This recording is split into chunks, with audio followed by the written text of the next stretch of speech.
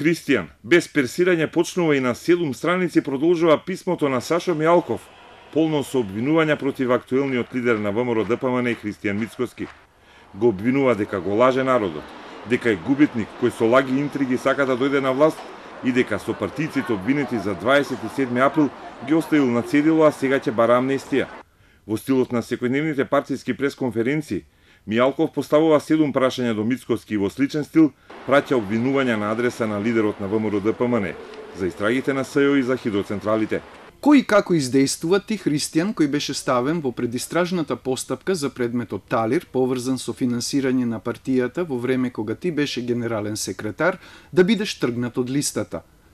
Колку што јас знам, професори на факултет има многу, но само еден професор во Македонија кој претходно немал собствен бизнис има милионски вредни хидроцентрали кои носат милионски заработки во евра, а сето тоа без никаков ангажман, само врз основа на добиената концесија доделена од владата на ВМРО. Мијалков негира дека вршел притисок врз пратеници како да гласат за уставните измени или дека ги подкупувал и го вика Мицкоски да ги покаже доказите. Таквите обвинувања на партискиот подпредседател Александар Николовски ги спореди со народната поговорка, кога чавките ќе се испоганат врз паднатиот орел, и најави тужба против Николовски.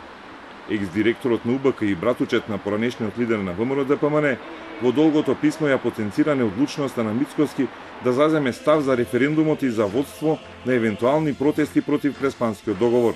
Зошто Христијан во партијата на меѓусебни средби поврзани со решавањето на името говореше едно, а во јавноста друго, се до неодамна кога пред повеќе недели нагло ја прекина комуникацијата со мене и по трет пат заради лични интереси го смени курсот во многу полоша насока за државата.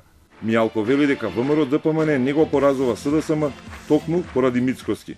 Бидејќи и покрај катастрофалните грешки на СДСМ, народот не ти верува Христијан. Ти чита од очите дека многу лажеш. Писмото на Мијалков е пратено откако тој е исклучен од партијата поради непочитување на партиските директиви, а ВМРО ДПМН ги опиша своите ставови за него како новата криминална коалиција на Зоран Заев, Вице Заев и Сашо Мијалков.